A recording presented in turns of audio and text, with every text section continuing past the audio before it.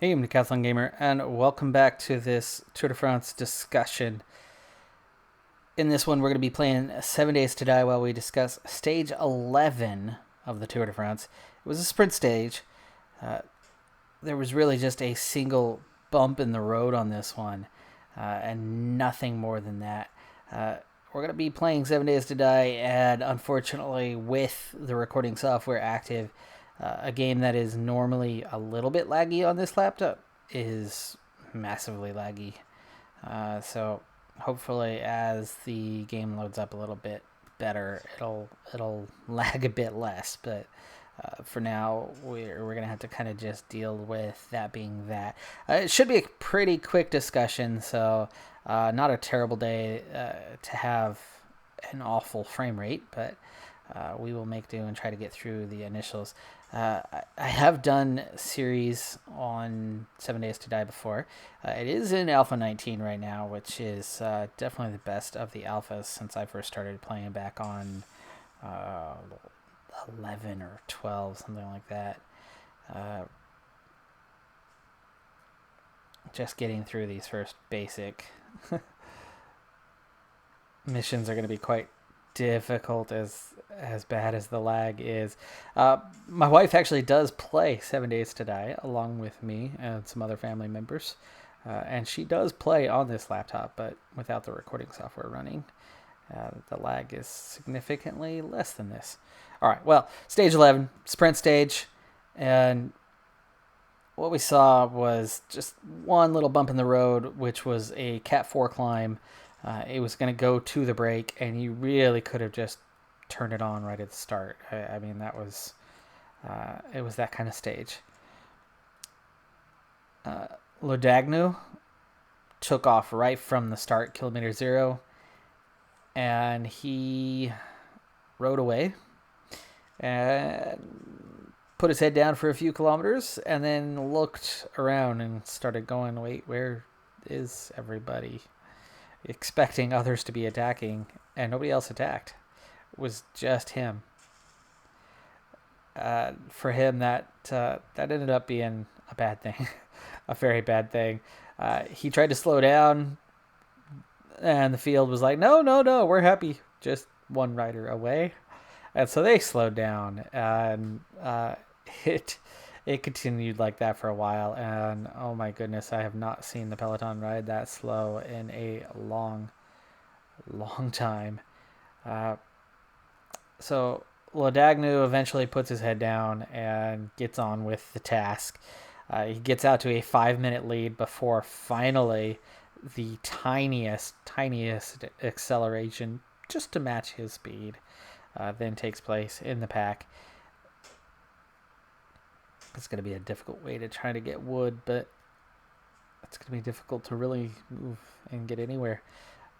Once that little acceleration happened, though, suddenly 6 riders decided, "Hey, this is boring. We're gonna do something, right? We came to race." They attacked, and then all of a sudden the pack was like, "No, no, we're not gonna have a breakaway." So chasing those 6 down, Ladagnu, he goes from a 5 minute lead down to a 1 minute lead by the time they finally catch them. And he seemed almost relieved that they were about to catch him. Uh, and then they did it again. They just slowed down. It's like, no, no, it's all you, bud. Have at it. Come on.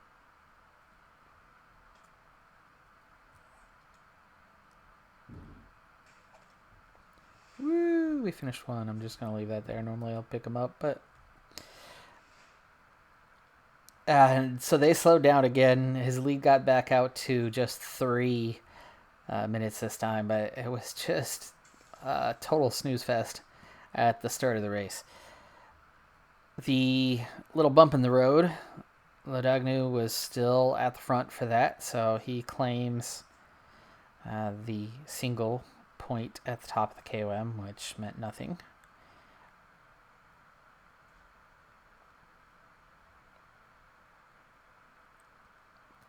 Wow, this lag is insufferable.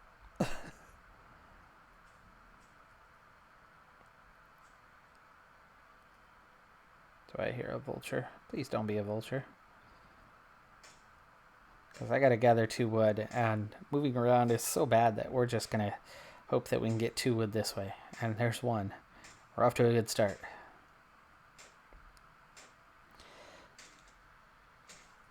Intermediate sprint, there's our 2 wood. Intermediate sprint, Ladagnu went through first, of course. And Quick Step, holy cow, they rode hard. They rode really hard for this one.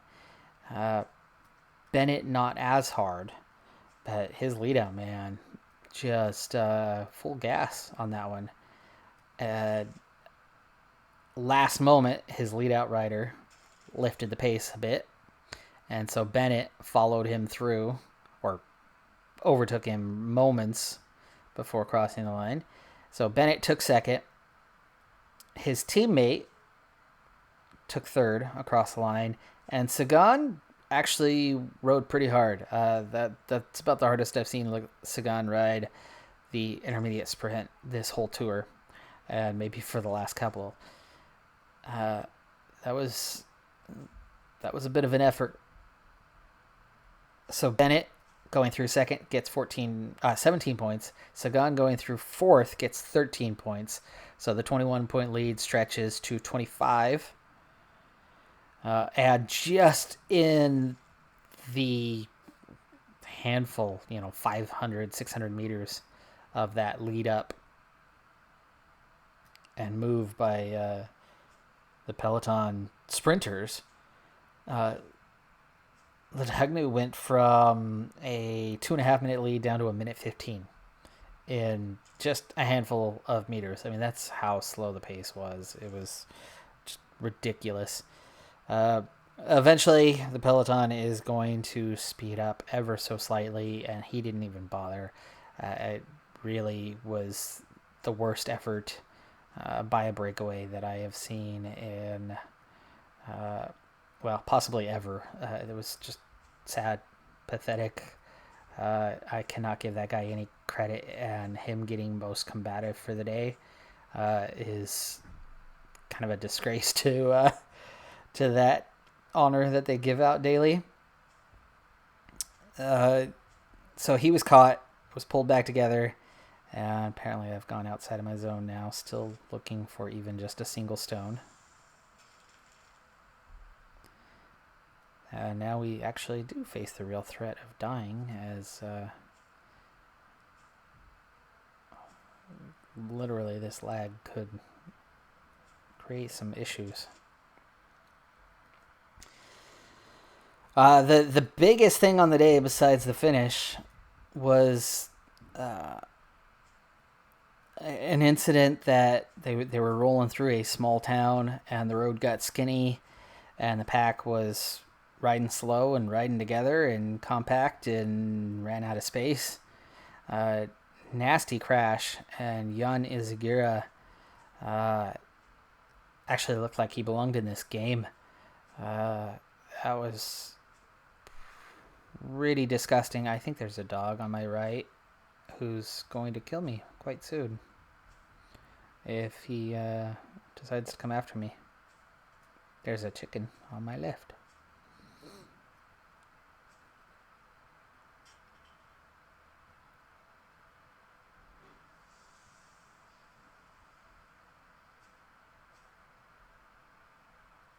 Still have not found any stone. This is going on ridiculous now. Not exactly in a good starting area here at all.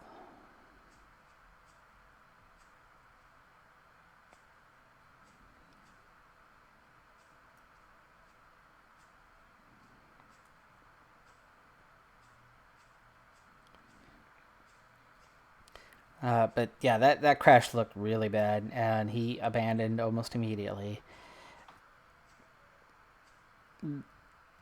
The pack, they cruised, and they cruised, and they cruised. Really, it was only about 10K to go, where they finally accelerated even slightly It looks like we're going to find our first Shamway before we even finish our first quest. Oh, oh, oh. Is that a stone or is that garbage? Oh, it's coal.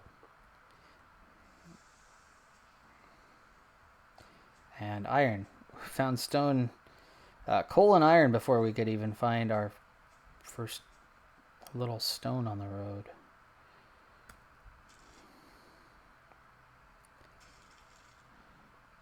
With 5k to go, Postelberger, Asgreen, and Youngles attack off the front. There was a little hill in there. Not much to it, but it put a little hurting into the legs.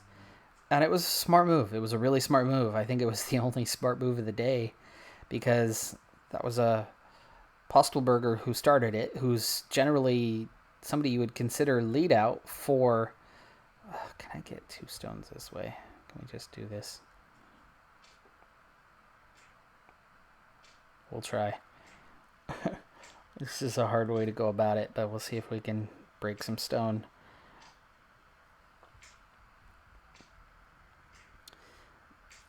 Smart move by Bora, because Sagan obviously is a better climber than Bennett. Bennett's a big guy. Sagan is quite a bit smaller, very much more punchy than he is. I'm not sure I'm going to get a stone this way.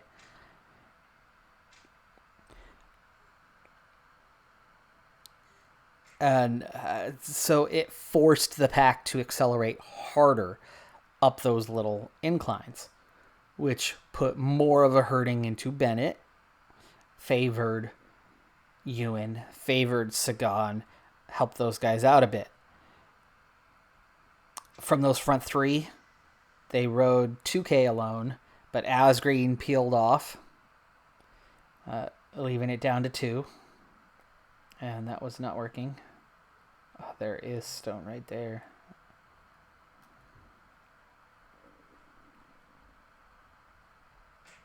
Try this one now.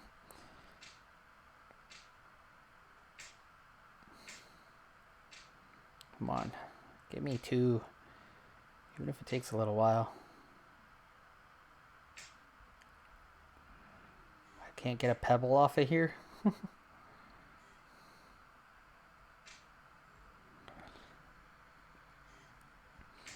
The other 2 were caught. Hey, we finally got 1. Okay, it's working. Sort of. The other 2 were caught with 2 kilometers to go. Another short uphill. Again, putting a little more hurting into the legs. A high pace. But with 1 kilometer to go, as they went under that banner for 1k to go, this was not what you normally see. That little attack set this up for one thing. Most of those lead-out riders were burned out chasing this down. And then the width of the road, at 1k, it's strung out. You've got 1 or 2, maybe 3 leaders at most. And lines behind them. Not the case at all. It was an arrowhead formation spread out clear across the road with 1k to go. And a lot of the sprinters at the front of the arrowhead without any sort of lead out. Very unique scenario. As they went into the sprint in the final few hundred meters, there was 20 riders on the front, all with a chance. Spread out again across the road. Who does take an advantage? Well, Van Aert. He goes first. He looks like he's got a chance to win it. As wide as the road was, Van Aert almost to the banners on the side of the road on the right-hand side. Sagan was behind Bennett. And at this point, it's clear that that he is focused on Bennett. He's focused on that green jersey, and he's not worrying so much about anybody else. I don't think he's even trying to win stages at this point. I think Sagan is purely focused on trying to beat Bennett head-to-head. Bennett went left. There was not space to follow him, and there's no way that Sagan's going to beat Bennett if he then follows him again. So Sagan goes right. He squeezes up the right-hand side, gets past the first rider, and then he comes up on Van Aert. And this is the controversial move of the day. Van Aert, almost a bike width to the right. And Sagan starts to squeeze into that space, but as he gets halfway up besides Van Aert, he is out of room. So he gives a bit of that shoulder nudge and elbow that you tend to get, and Van Aert moves over that 2 inches, 3 inches necessary, keeps his line, and Sagan pushes on by. Meanwhile, Bennett had already gone by on the left and looked like he was about to, go and claim things.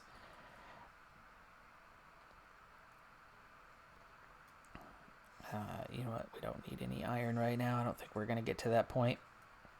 And meanwhile, here comes Mr. Speedy, and especially most favorable of all riders in this scenario, the tiny and the smallest and quickest sprinter. So advantage with the hill and the fastest, and that's Caleb Ewan. But this was the closest finish I have seen in just ages. Ewan just gets it by millimeters. Sagan and Bennett, literally a photo finish. It was Sagan over Bennett by, like I said, negligible amount. Van Aert does hang on 4th place. He's less than a wheel behind. Cockard was 5th. So Ewan gets the 50 points. Sagan gets 30. Bennett gets 20. So Sagan gains 10 points back there, but he lost 4 at the intermediate sprint. So he gains 6 overall on the stage, which is huge. And that's a very, very big thing, because we already know Sagan's stronger on the non-sprint stages and has the potential to gain points possibly at the end of the stage, but especially on intermediate sprint points. He can gain some of those points there. Bennett's advantage is a pure sprint stage. This was almost a pure sprint stage, but the little bit of incline and that move by Postelberger, the move of the day, took that and changed it up a little bit. It changed it up by putting a little more fatigue into the legs of Bennett. Bennett had the advantage. Bennett should have crossed that line first, but he was fading just a little bit. Sagan had the hardest time getting to that finish. The route that he had open to him, the way he got squeezed. So Sagan should not have beaten Bennett there. Purely head-to-head, Bennett is definitely a quicker sprinter. So how he, manages to do that, well, that comes down to the fatigue in the legs. Now, the only other thing to discuss here, as overall, Sagan gained 6 points, now 15 behind Bennett. And again, absolute advantage to Sagan in this one, as he shouldn't have gained points today. That's very unexpected.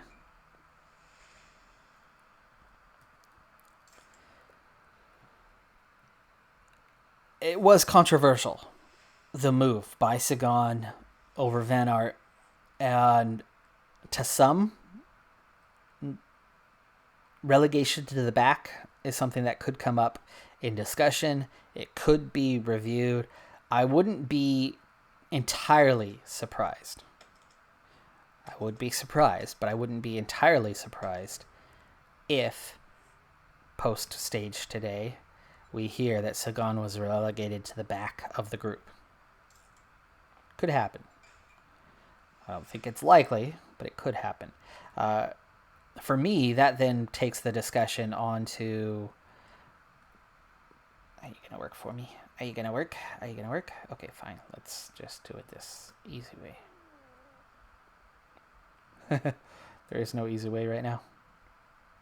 There you go.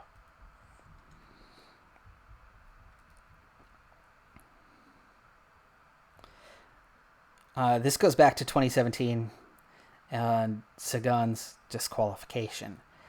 I'm sure you all remember the incident. Uh-oh. Dun dun dun. Okay, there it goes. I'm sure you all can remember that incident where Sagan was comfortably leading the green jersey.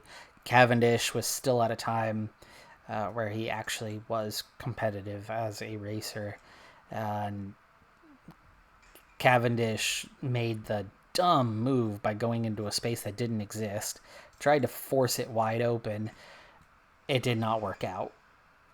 And he ended up into the barrier. And it looked way worse than it was. And for Cavendish, it was bad because he broke his shoulder and was out of the race. But from the front camera view, the camera at the finish line, it looked as though Sagan had stuck an elbow out and blocked Cavendish, and Cavendish crashed. But then they showed the view where we had Cavendish overhead, the helicopter view. And then it actually became quite clear that Cavendish never even got halfway up on Sagan and actually just took himself out. He just went into a space that didn't exist, was already crashing, was already falling into the barrier. And then Sagan, he made contact with Sagan, and Sagan, to balance himself, his elbow instinctively went out. From frontal view, that elbow looked like it made contact with Cavendish. From the overhead view, it was clear that there was a foot from elbow to where Cavendish was, or more. And it was just a stabilizer, kept his balance, and he rode on to the finish. Sagan, unfortunately, was disqualified from seeing the frontal view, and it was too late. He was already disqualified when everybody went, hey, wait, look at this view from on top. There was nothing wrong here. There was nothing sinister about this. Too late. Now, if we go back to this today, the roles are reversed. Sagan's the one who's coming up the space that arguably doesn't exist. And there is a mine right there next to that tree. Glad I saw it. Am I in this type of terrain now? Ooh, do I see a zombie? Please don't be a dog. With the lag, it's really hard to tell. I'd like to try to kill a zombie. A crawler?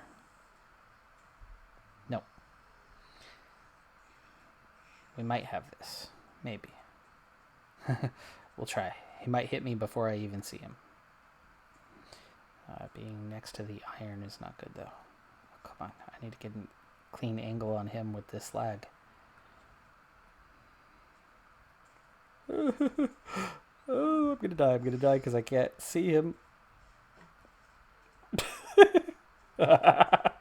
Okay, well, anyway, Sagan was in the reverse of that, right? If Van Aert sticks out an elbow, Sagan's the one who goes into the barrier, and oh my gosh, this is insane. This is clearly unplayable like this, but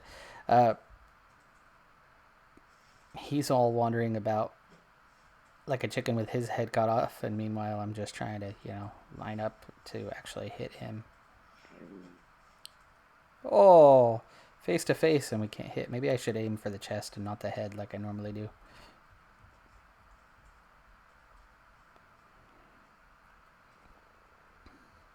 And we are dancing. We are dancing.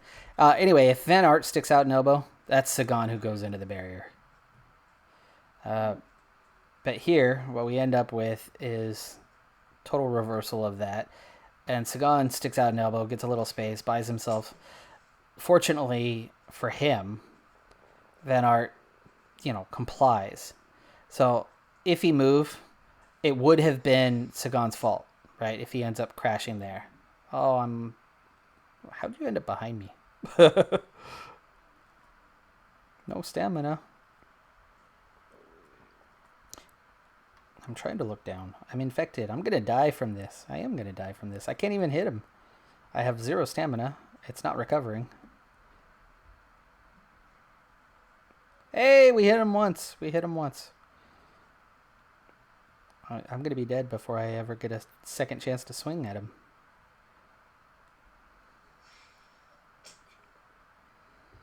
Come on.